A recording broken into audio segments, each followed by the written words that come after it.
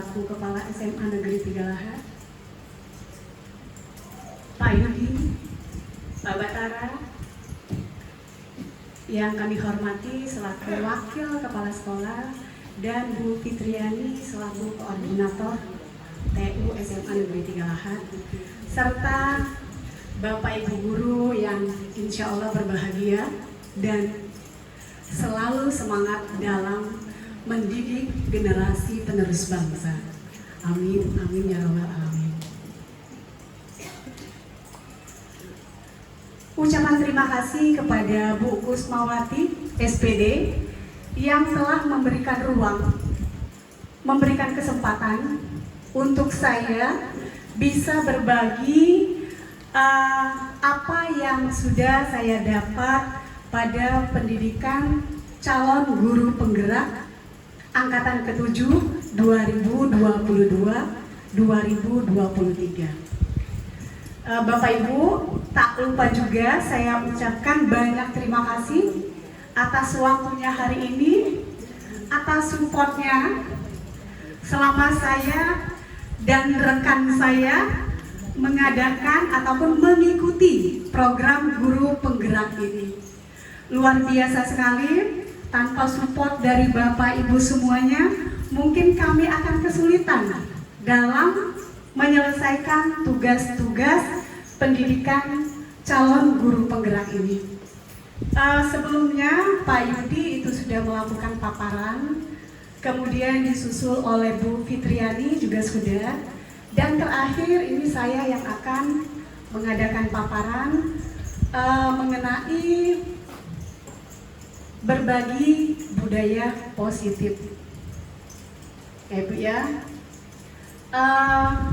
Karena sebenarnya untuk di SMA 3 ini, ketika kita akan menerapkan apa yang sudah kami dapat dari pendidikan guru penggerak, itu banyak sekali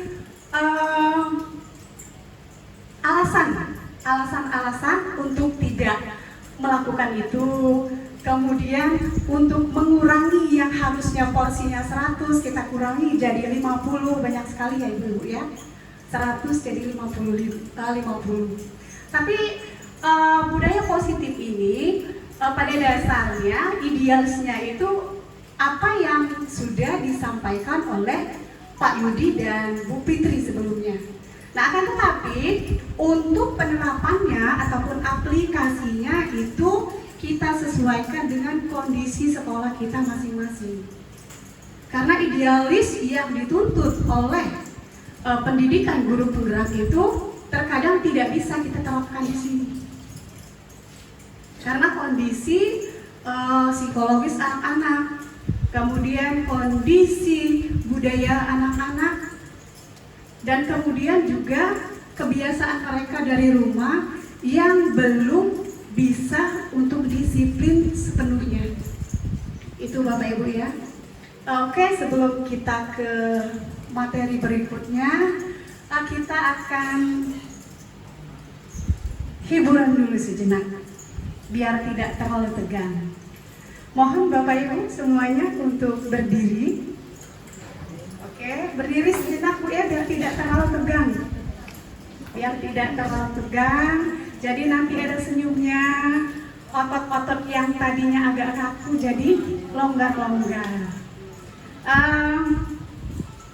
Kita akan tertawa.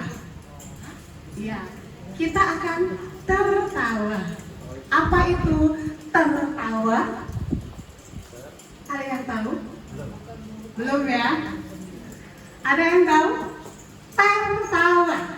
Tertawa. Terapi tertawa. Oke? Teknisnya seperti ini ya Bapak Ibu. Nanti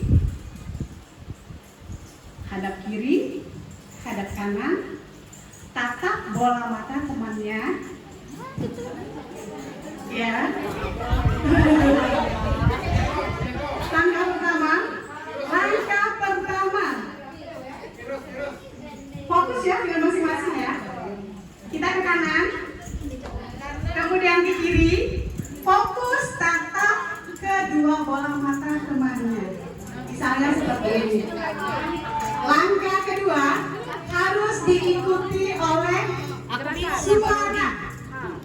H ke kanan, hi ke kiri. Langkah ketiga, naikkan intensitasnya. Hahiru hego, hahiru hego. Itu ya. Jadi fokus. Langkah pertama, tatap bola mata temannya. Pertama ke kanan, kemudian ke kiri, diikuti dengan H ke kanan, hi ke kiri, ya. Kalau serempak ke kanan semua tidak ketemu nih. Nggak apa-apa, tidak apa-apa, ya. Kita yang penting tertawanya, oke? Kalau cantik dan lucu itu biasa. Nah sekarang bagaimana ibu-ibu mampu ngadraki rasa kita tuh ya, membuat teman kita baik yang di kiri ataupun di kanan itu tertawa dengan nalurinya, benar-benar tertawa, bukan tertawa yang dipaksakan. Oke? Ketika kita sudah ha-hi-hi, nanti lepaskan ke depan.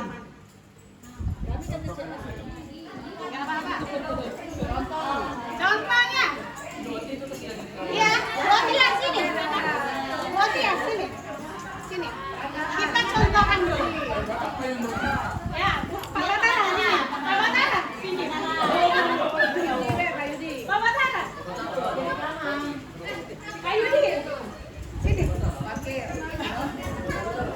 Ya.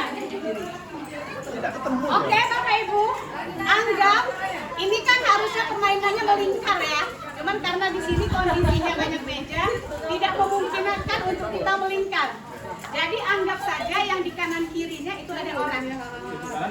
Ya, oke kita mulai ya. Dengan ekspresi selucu mungkin, ya. Dengan ekspresi selucu mungkin. Oke kita mulai ya. 1, 2, 3.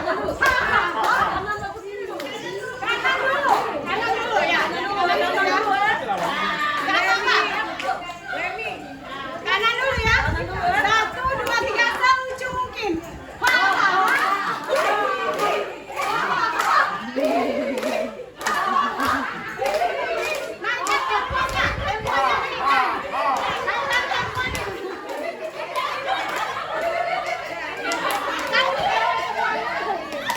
Ulang ya. Oke. Bapak Tara sama Bu Otia tetap di sini ya.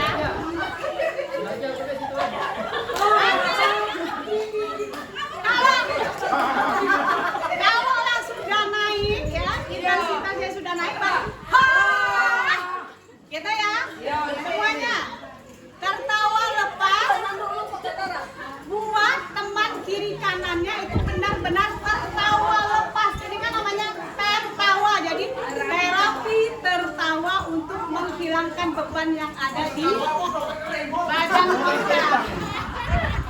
Oke, kita mulai ya semuanya. Iya. Oke. Selucu mungkin. Bungkus selucu mungkin. Oke, 1, 2, 3.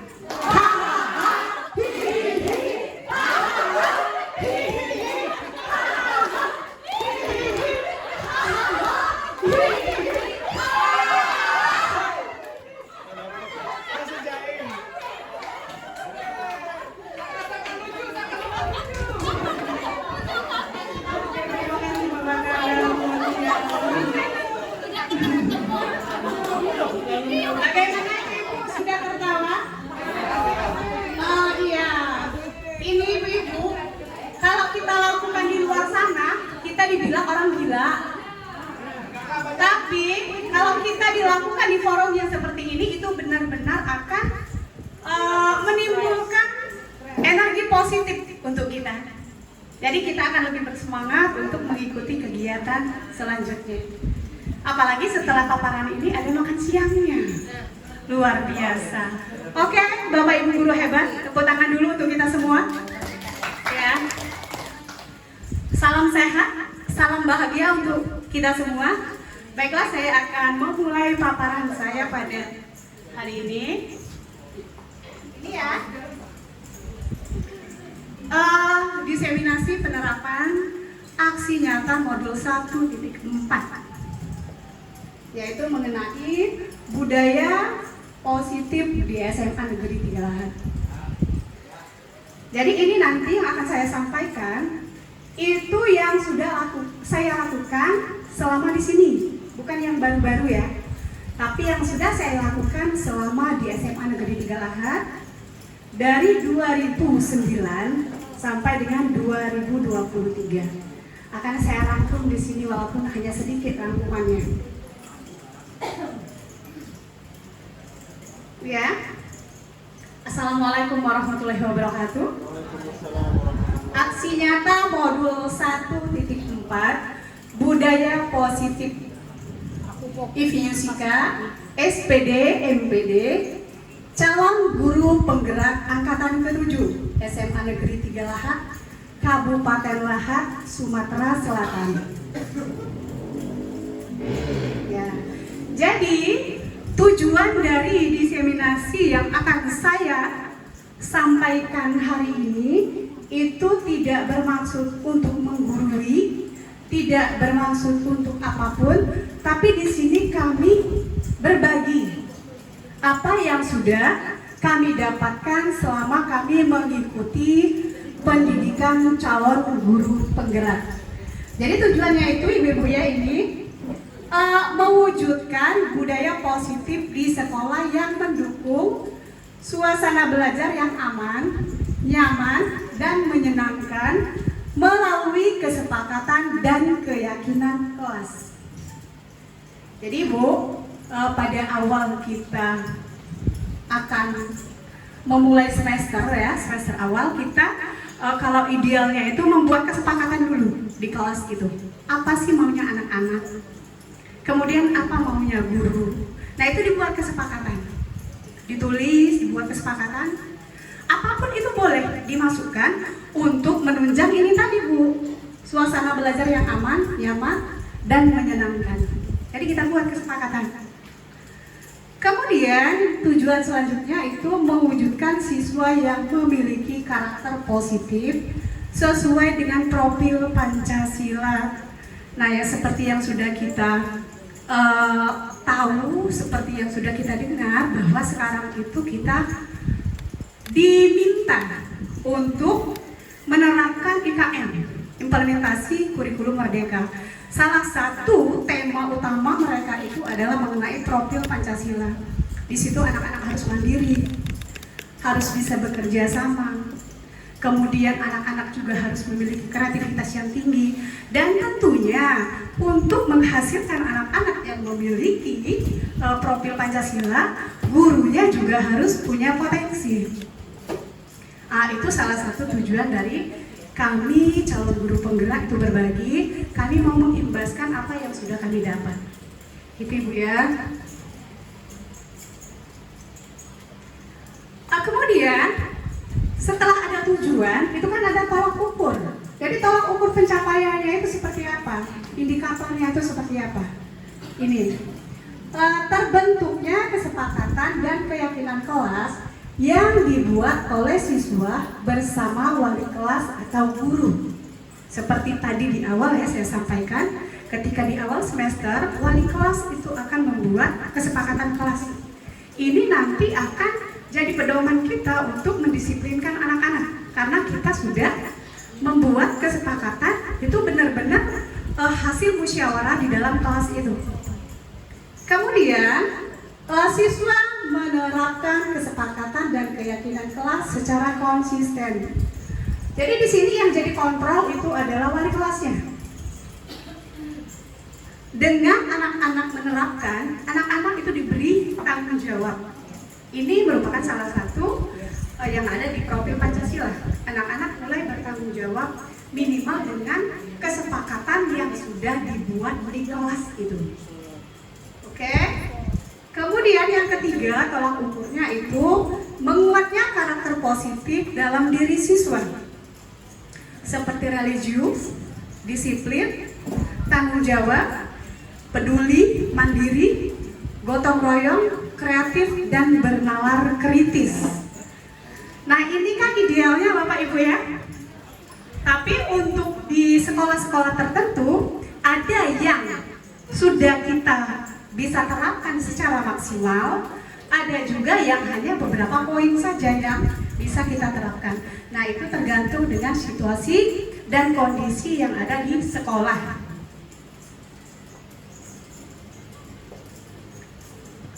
Lanjut, di sini lini masa tindakan yang akan dilakukan.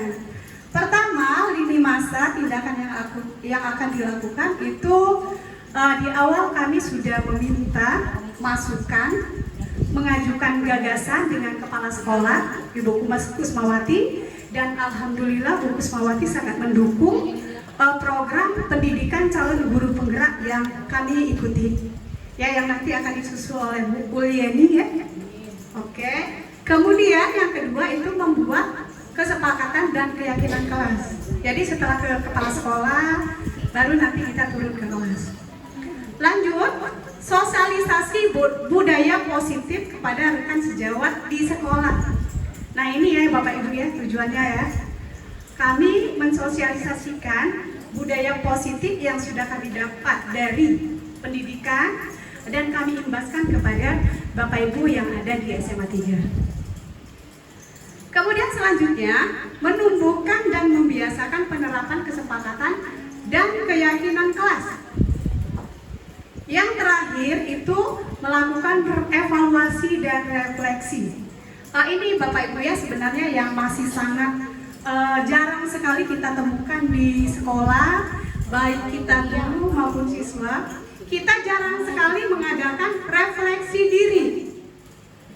Kita melihat apa sih kurangnya saya ketika saya mengajar. Nah, kita perlu merefleksi diri kita.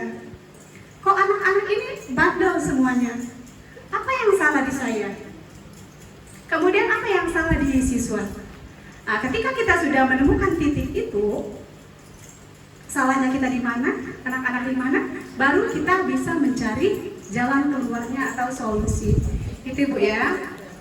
Lanjut. Dengan adanya permasalahan yang begitu banyak kita temui di sekolah kita, tentunya kita harus punya yang namanya tindakan atau yang sering kita sebut dengan restitusi. Jadi restitusi adalah proses menciptakan kondisi bagi murid untuk memperbaiki kesalahan mereka sehingga mereka bisa kembali pada kelompok mereka dengan karakter yang lebih kuat. Ini menurut dosen ya.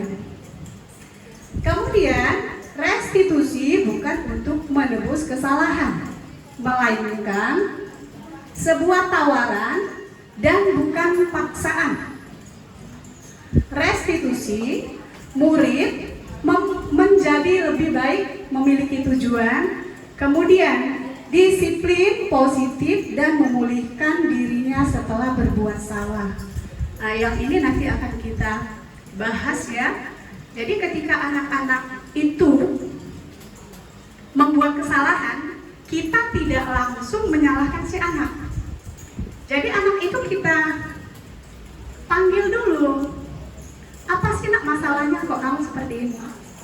Itu idealnya. Tapi kenyataannya di sekolah kita tidak seperti itu. Karena berbagai alasan itu tadi. Kebudayaan, banyak anak-anak yang memang minta perhatian di tempat kita ini. Jadi benar-benar kitanya yang harus mengkondisikan diri kita untuk kuat menghadapi anak-anak yang super luar biasa ini. Lanjut ya Bapak Ibu. Ini. Jadi ketika kita akan berhadapan dengan siswa, dengan murid, itu ada yang namanya segitiga restitusi. Langkah-langkah segitiga restitusi itu pertama, menstabilkan identitas si anak. Kemudian, validasi tindakan yang salah. Yang ketiga itu menanyakan keyakinan. Pertama, menstabilkan identitas. Nah, di sini anak-anak itu mencari jati diri. Jadi bagaimana sih tugas kita sebagai seorang guru? Anak-anak pada menemukan identitas ini bisa dengan hal-hal yang positif. Kemudian validasi tindakan yang salah, kita tidak langsung mengejas anak ketika dia berbuat salah, tapi kita harus mencari tahu apa akar permasalahannya. Kemudian kita kan tadi sudah membuat keyakinan kelas. Nah, ketika itu dilanggar, kita harus menanyakan dengan si anak, kenapa kok dilanggar? Seperti itu ya Bapak Ibu ya. Ini ada beberapa rangkuman aksi nyata yang sudah saya lakukan selama di SMA Negeri Tiga Lahan. Seperti yang saya katakan di awal, ini bukan beberapa tahun ini saja ya, tapi selama saya berada di SMA Negeri Tiga Lahan. Ini membuat kesepakatan dan keyakinan kelas itu sebenarnya secara tidak langsung dulu ataupun sekarang kita sudah membuat ini. Cuman karena dulu saya belum tahu ilmunya, saya belum tahu kalau ini memang benar-benar ada di pembahasan pendidikan ya. Ternyata dulu kita pernah loh membuat kesepakatan kelas dan itu untuk diyakini. Saya yakin Bapak Ibu di sini pun sudah melakukan itu. Cuman kita belum ada ilmunya dulu. Jadi kita tidak tahu kalau kita pernah melakukan itu.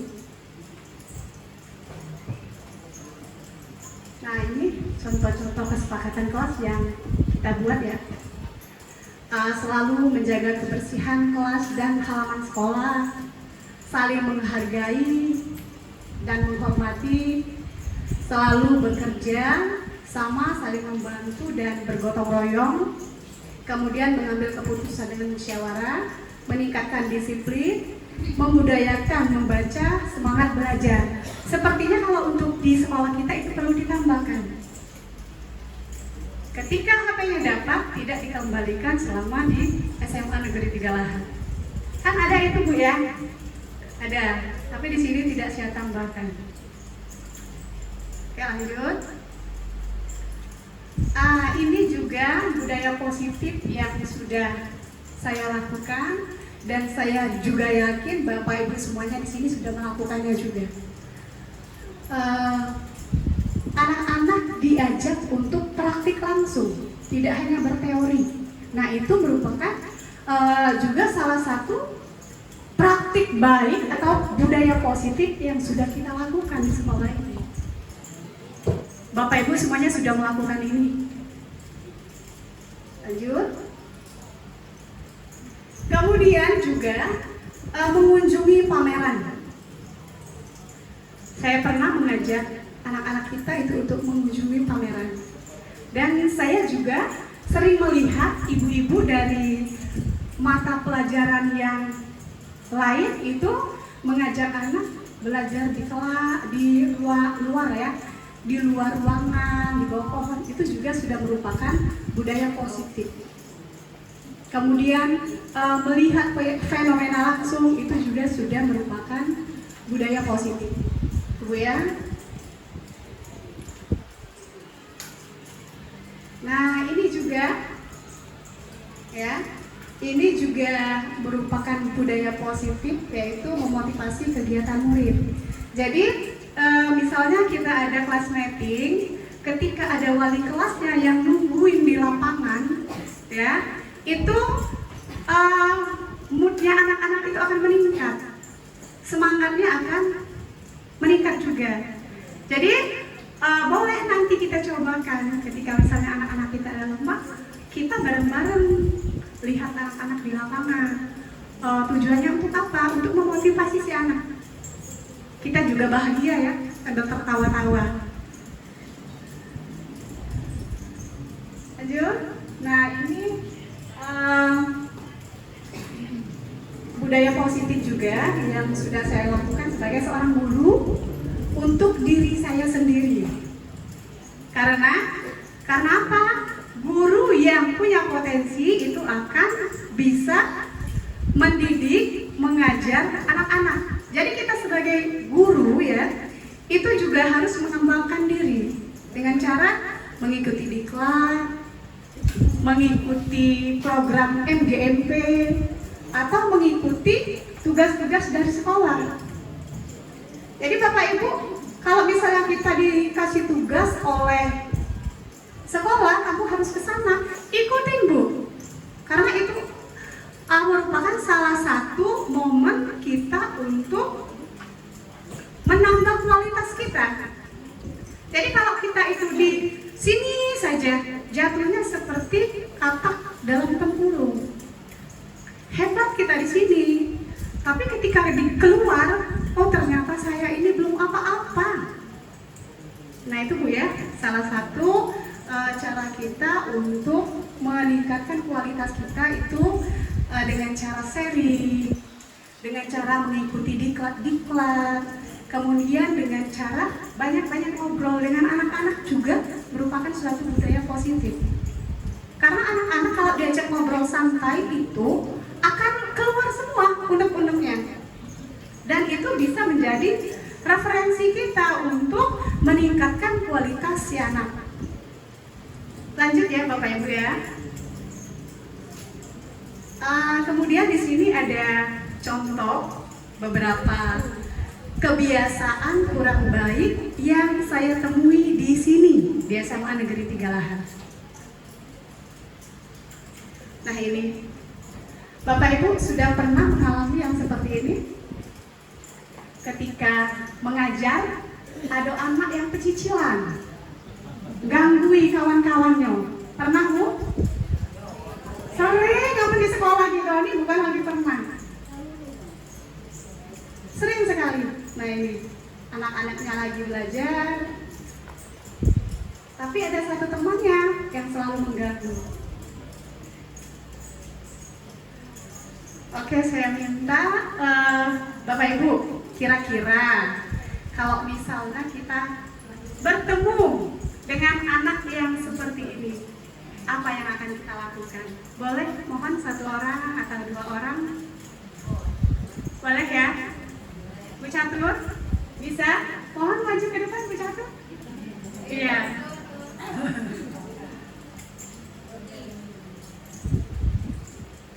Ya, Bu Catur, ketika kita menemui siswa yang ini ya, yang sering mengganggu temannya, kira-kira apa yang dilakukan Bu Catur? Jika ada anak yang bermasalah di kelas dengan mengganggu dengan baik dan tekun, itu saja kira-kira. Terima kasih. Oke, bagus sekali ya. Kasih aplaus dulu buat Bu Catur. Iya, Bu Catur, apa yang Ibu sampaikan itu secara teori yang kami dapatkan dari pendidikan guru penggerak, itu nilainya sudah 100, Bu. Iya, Masya Allah. Itu nilainya sudah 100. Memang harus seperti itu. Teknisnya memang harus seperti itu. Kita tanyain dulu anak itu, apa sih yang bikin dia seperti itu. Nah kalau sudah tahu baru kita beri masukan.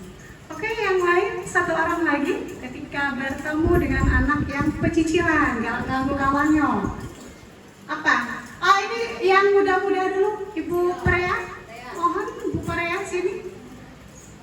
Iya, ini guru P3K masih muda dan energik. Silakan Bu Prea maju aja sih, nggak apa-apa.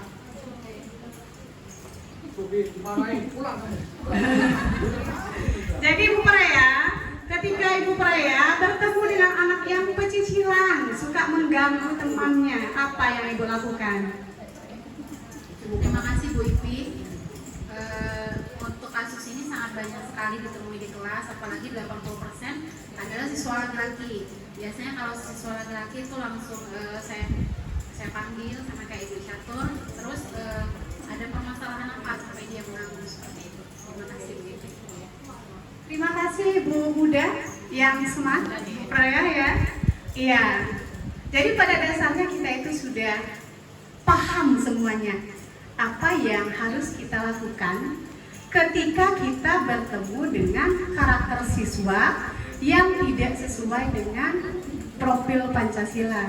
Cuman terkadang kendalanya itu tadi ya, ada anak-anak yang cuek, ada anak-anak yang proaktif, ada juga anak-anak yang rada melawan. Nah, kalau ketemu dengan anak yang ini kita susah.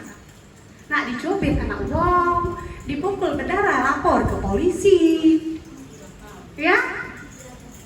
Jadi kadang-kadang karena kondisi yang seperti itu, muncullah di dalam diri kita ini, sudahlah, yang penting kami aja. Ada kalimat-kalimat yang seperti itu. Nah, tapi harusnya yang seperti itu tidak boleh. Karena tugas guru itu bukan hanya mengajar, tapi juga mendidik. Kalau mereka sudah kuliah, nggak apa-apa. Karena kalau dosen itu kan tugasnya hanya menyampaikan materi saja. Kalau kita guru, itu mendidik dan mengajar. Itu ya Bapak Ibu ya. Oke, kita lanjut. Ini ada Siko lagi. Nah, yang luar biasa nih. Ini luar biasa. Anak saya kalau ini Bu, Pak, jiwa apa? Awaknya tuh Pak. Nak jadi apa anak kita Dina? Gaya rambut yang tidak sesuai aturan sekolah. Nah, ini kan luar biasa ya. Oh iya, ini kan kalau kita lihat dari sisi yang berbeda, maknanya itu juga akan berbeda. Kalau kita melihat secara kasat mata, ini adalah lambang Avatar, film anak-anak Ava. Cuma ketika kita lihat dari sisi yang berbeda, maka ini arahnya ke pornografi, porno aksi. Luar biasa sekali anak kita ini kreatif, sangat kreatif. Jadi ini merupakan salah satu tugas kita sebagai seorang guru, bukan hanya guru agama ataupun guru PKN. Nah, ini kan luar biasa ya, potongan rambutnya ini luar biasa ini. Nggak bisa saya sebutkan itu seperti apa, ya, tapi semuanya sudah paham ya. Nah, ini kan luar biasa. Paham ya, apalagi nih bapak-bapak, ibu-ibu semua paham nih dengan yang satu ini. Jadi ini kendala kita ketika kita bertemu dengan anak-anak yang seperti ini, kita bingung. Kita mau ngapain? Dimarahi, melawan, diomongi, tidak dengar. Jadi kita harus punya strategi khusus. Nggak bisa Pak. Iya, tidak bisa. Kita harus punya action. Iya, kita harus punya ikhtiar, harus punya usaha. Kita kan sudah belajar yang namanya strategi pembelajaran. Nah, jadi benar-benar siswa yang seperti ini kita harus benar-benar menggunakan metode yang tepat supaya dia tidak mengulangi ini.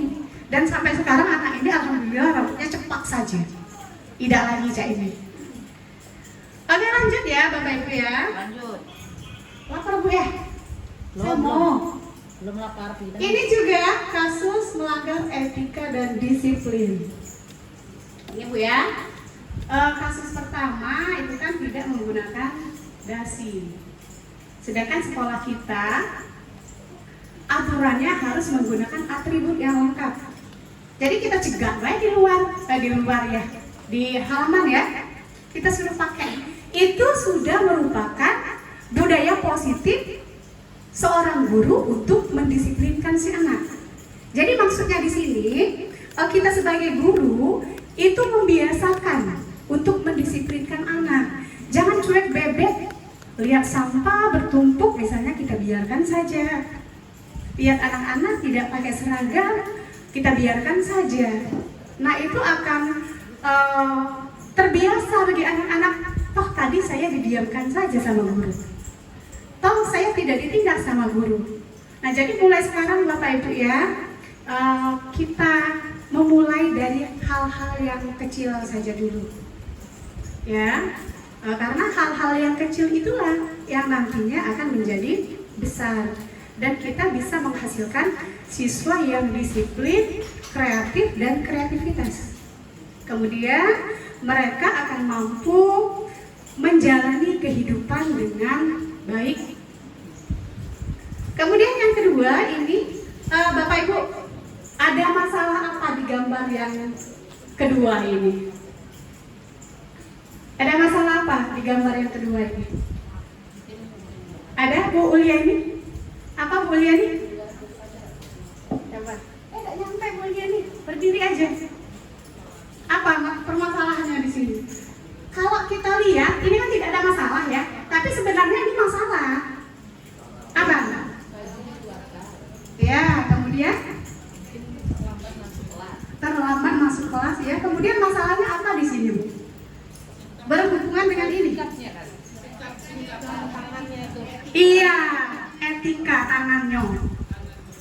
Kan kita kalau dulu ya, Bu Diah ya, Bu Diah, Bu Nursia Dewi itu guru saya, luar biasa sekali ya, bisa mengantarkan kami sampai di sekarang.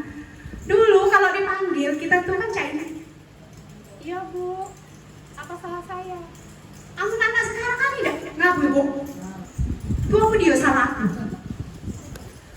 Urut kita dapat tanya, diajak belaga oleh anak. Nah itu sudah merupakan etika yang melenceng. Sama dengan kasus ini, sayanya sudah berdiri di sini ya, tapi anak santai sekali menghadapi saya yang sudah emosi. Tangannya masuk ke dalam, senderan sambil cengengesan. Ini kan benar-benar situasi yang membuat emosi kita itu memuncak. Ya Ibu ya, memuncak. Nah, menghadapi anak yang seperti ini kita yang harus punya strategi. Nah, kita omong.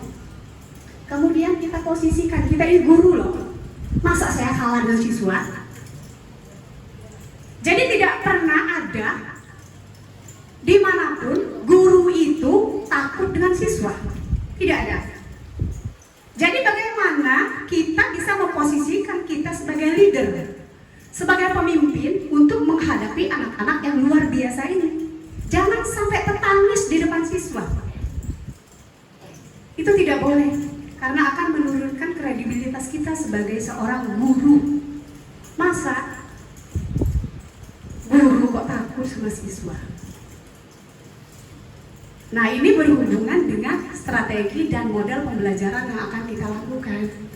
Jadi ketika kita menghadapi anak-anak yang luar biasa tingkahnya, kita yang harus merubah strategi kita. Kita yang harus merubah model pembelajaran yang akan kita terapkan. Itu ya Bapak Ibu ya. Jadi jangan sekali-sekali kita itu tunduk dengan siswa. Karena kita adalah pemimpin di kelas itu. Jadi apa yang kita rubah? Strategi kita, model pembelajaran yang akan kita gunakan. Sulit, sangat sulit. Tapi mulai sekarang ayo kita semua mencoba. Saya juga orangnya sangat temperamen. Oke lanjut ya yang ke ini, yang selanjutnya ini masalahnya di mana? Yang ketiga Bapak Ibu, jaket. Sekolah kita kan nggak HT jaket-jaket. Ini juga melanggar etika, melanggar aturan disiplin. Jadi mulai sekarang anak-anak yang pakai sweater, pakai jaket, suruh lepas. Karena di sekolah kita tidak ada aturan itu. Dari hal-hal yang kecil seperti ini bisa kita memulai ya, Bapak Ibu semuanya. Oke, kita lanjut. Nah ini salah satu cara atau restitusi yang saya lakukan ketika bertemu dengan anak yang pecicilan itu tadi. Saya tanyai, namanya Sherin ya. Ini dikondisikan ya Bapak Ibu ya. Tidak yang sebenarnya, ini dikondisikan hanya untuk contoh saja. Sherin, kenapa kamu mengganggu teman-temannya pada saat pembelajaran berlangsung? Gabut Bu. Belajarnya di ruang kelas terus. Sesekali kita belajarnya di luar Bu, biar suasananya berbeda. Oh ternyata anak-anak ini bosan belajar dari pagi sampai siang di kelas. Jadi tidak apa-apa kita bawa keluar. Tidak apa-apa kita bawa keluar, tapi tetap dikondisikan ya Bapak Ibu ya. Kemudian kita yang kasus kedua, avatar tadi. Nah ini dia, yang rambutnya model apa tadi ya? Di sini namanya itu Deki. Jadi saya tanya, Deki itu potongan rambut apa nak? avatar Bu. Dijawab sama si Deki. Kamu tahu itu tindakan tidak benar? Tahu Bu? Maaf, saya akan memperbaikinya dan tidak akan mengulanginya lagi. Terus saya tanya lagi, baiklah, besok Ibu mau lihat rambutnya sudah rapi ya. Jadi sampai sekarang dia sudah rapi. Sebenarnya si Deki ini punya rambut seperti itu menerima tantangan temannya. Waktu itu ada pemotongan rambut anak-anak yang panjang. Jadi rambutnya dipotong oleh wakah kesiswaan. Kemudian namanya anak muda itu kan suka sekali tantangan. Coba Deki, amun kababahani, ubahlah potongan rambut kabatu lulu penggawian lanang. Itu sebenarnya luar biasa sekali. Anak ini benar-benar harus dikondisikan sebenarnya. Maka jadilah rambutnya bentuknya avatar. Kalau avatar kan lancip ya, tapi kan itu tidak lancip. Iya, benar. Cangklah. Iya, avatarnya tumpul. Jadi itu anak-anak yang seperti ini memang benar-benar harus kita bina. Harus kita bina, tarik ulur seperti layang-layang. Kendor, lepas, tapi jangan dilepas ya. Jangan benar-benar dilepas. Tapi harus kita kendalikan dari kitanya. Oke Bapak Ibu, sampai di sini kira-kira ada yang mau ditanyakan atau sharing, boleh? Pak Dodi? Iya. Oh ada yang satunya ya. Oke, silakan Pak Dodi. Terima kasih. Assalamualaikum warahmatullahi wabarakatuh. Waalaikumsalam warahmatullahi wabarakatuh. Terima kasih atas waktunya Bu Ivi. Kami ada hal yang perlu kami tanyakan seputar masalah pelarangan handphone untuk siswa ya, karena kita sudah tahu dampak-dampaknya ya. Nah sekarang dari program guru penggerak ini gimana trik-triknya biar masalah HP ini bisa teratasi dengan baik. Itu saja, terima kasih. Assalamualaikum warahmatullahi wabarakatuh. Waalaikumsalam warahmatullahi wabarakatuh. Terima kasih Pak Dodi pertanyaannya. Teman-teman mungkin ada yang mau menanggapi pertanyaan dari Pak Dodi ini mengenai handphone. Pak Yudi? Ya. Bisa gitu? Ya. Ini salah satu rekan saya yang sekarang lagi ikut program pendidikan calon guru penggerak. Ilmunya sama. Iya, ilmunya sama, fasilnya saja yang berbeda. Baiklah, Assalamualaikum warahmatullahi wabarakatuh. Mengenai masalah handphone tadi,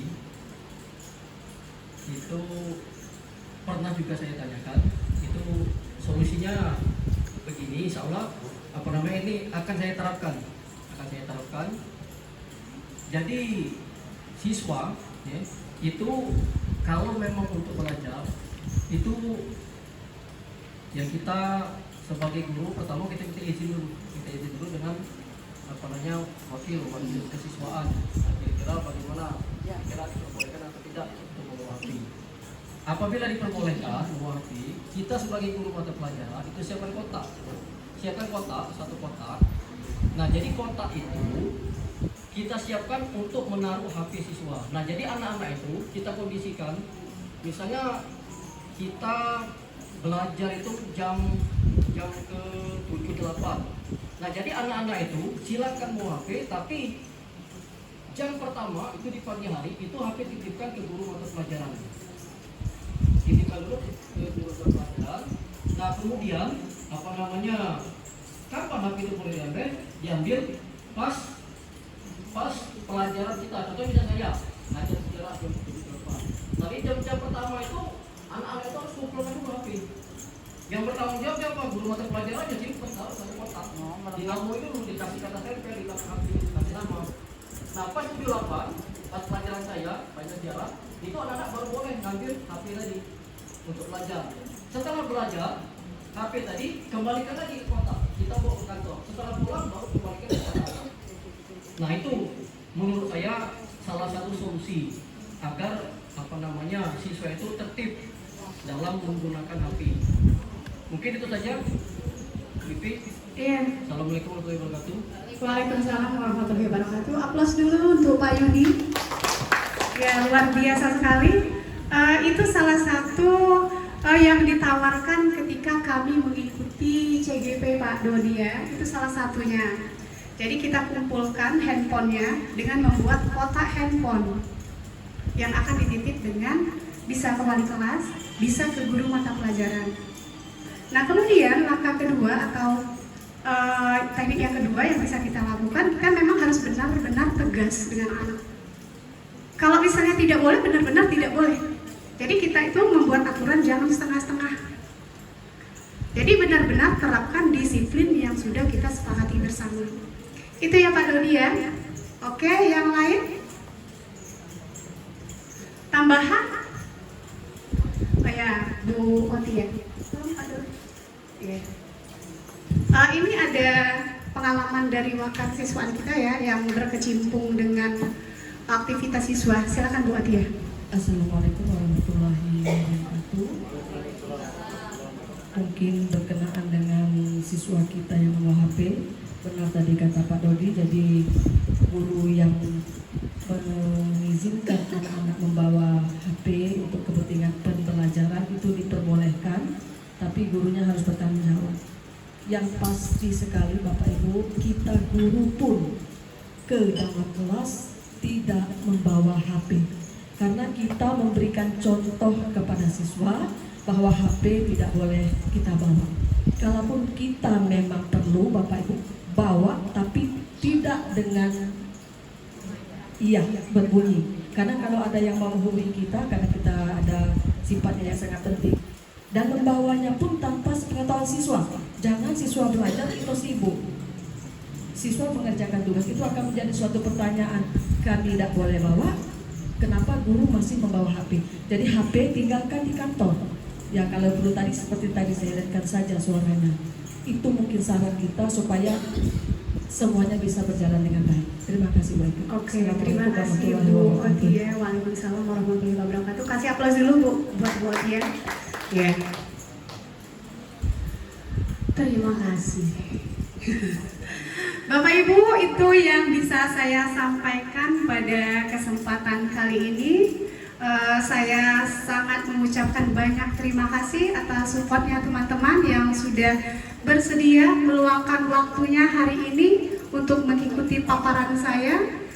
Sekali lagi saya ucapkan banyak terima kasih kepada Bu Kusmawati yang selalu mendukung kegiatan-kegiatan kami selama kami mengikuti pendidikan calon guru penggerak yang sekarang itu ada 3 orang dan nanti akan disusul 1 orang oleh Bu Ulieni. Oh iya, Bu Lia ya, Bu Lia, maaf, Bu Lia ya. Bu Lia ini sebenarnya satu angkatan dengan kami, cuman untuk mengikuti pendidikan guru penggerak itu beda angkatan. Nanti masuknya ke angkatan Bu Ulieni, angkatan ke-8. Jadi Bapak Ibu, saya ucapkan kembali terima kasih. Ini kan idealnya yang kami dapat di pendidikan calon guru penggerak. Tapi untuk penerapannya itu disesuaikan dengan kondisi sekolah yang ada pada kita. Jadi tidak seperti ini, tidak harus seperti ini. Cuman ini idealisnya ya. Boleh kita misalnya mengganti teknik yang baru, boleh, asalkan tujuannya sama. Sampai di sini saya akhiri. Wassalamualaikum warahmatullahi wabarakatuh. Ya mohon maaf Bapak Ibu ya jika pada saat saya paparan tadi ada yang kurang berkenan. Itu benar-benar murni dari saya. Kalaupun ini ada yang baik, silakan diambil dan diterapkan untuk kemajuan kita bersama. Terima kasih.